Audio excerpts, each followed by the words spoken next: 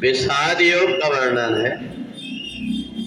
अधर्मावि भवात् कृष्ण प्रदुष्यन्ति कुल स्त्रिया स्त्रीषु दुष्टासु वासने जायते वर्ण संकरा।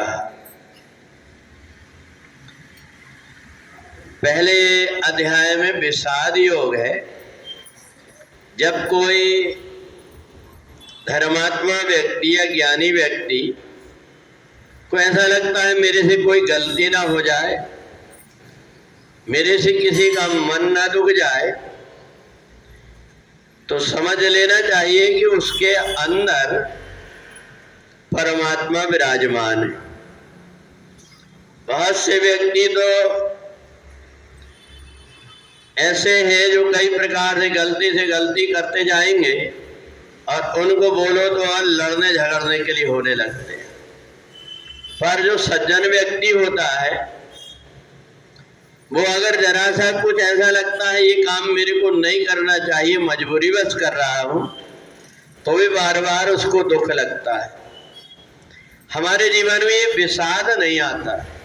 विषाद जीवन में तब आता है जबकि हमें अपने किए हुए पर प्रायश्चित करने का मन हो, तब जीवन में विषाद आता है। कई बार तो ऐसा होता है भगवान की पूजन करने से बचने के लिए क्या बहाना मिल जाए हमको, आदमी ये सोचता है। अगर मान लो नहीं कर पा रहे हैं तो जो व्यक्ति रोज सूर्योदय के पहले उठता है वो बाद तक सोता है, उससे पूछते हैं कि आज क्या हुआ, बोले पूजा पाठ तो करना नहीं, इसलिए हम सोचे कि सो लो। तो अच्छी जो चीजें हैं ये जीवन में अपने आप छूट जाती, परंतु बुरी चीजें नहीं छूट पाती। इन्हीं बुरी चीजों को छोड़ने के लिए ही अच्छी चीजें होती है।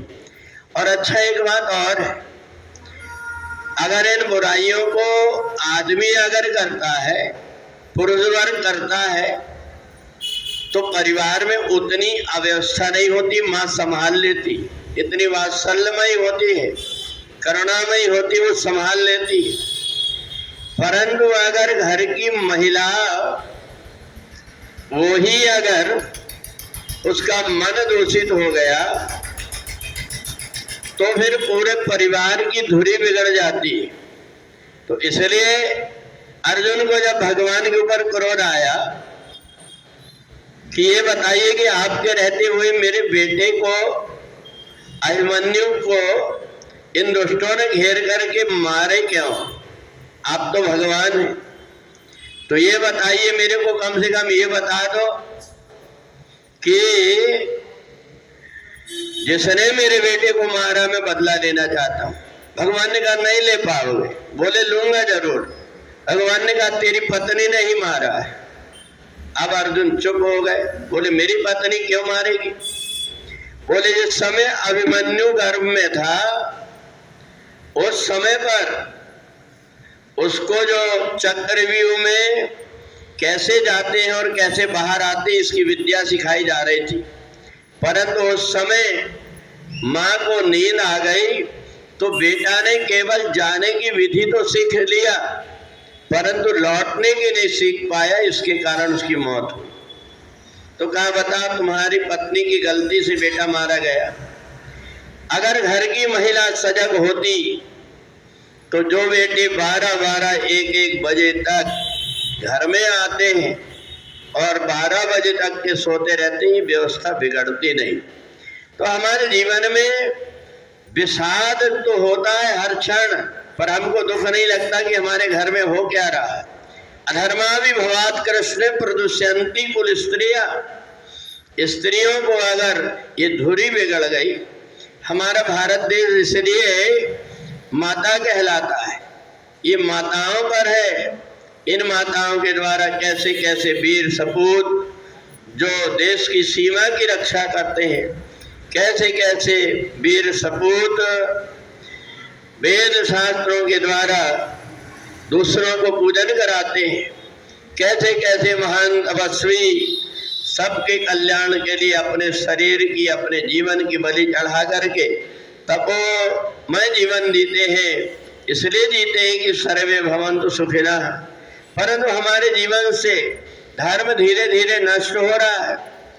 इसलिए ये धीरे धीरे ऐसी व्यवस्था आ गई कि समाज भी देश भी बहुत पीछे जाते जा रहा है।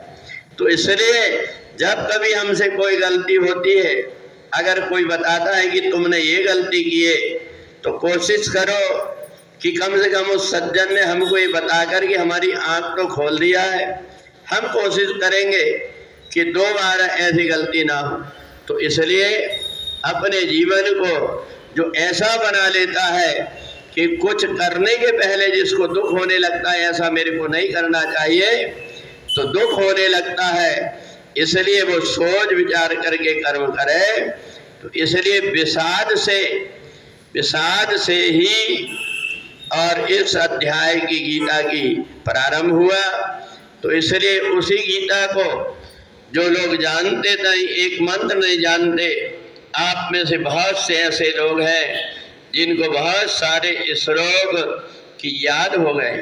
तो इसलिए अपने जीवन में अगर कुछ कमी रह जाती है, उसके विषय में अगर हमें दुख लगता है, तो नया सीखने को मिलता है। बोली वृंदावन बिहारी लाल की।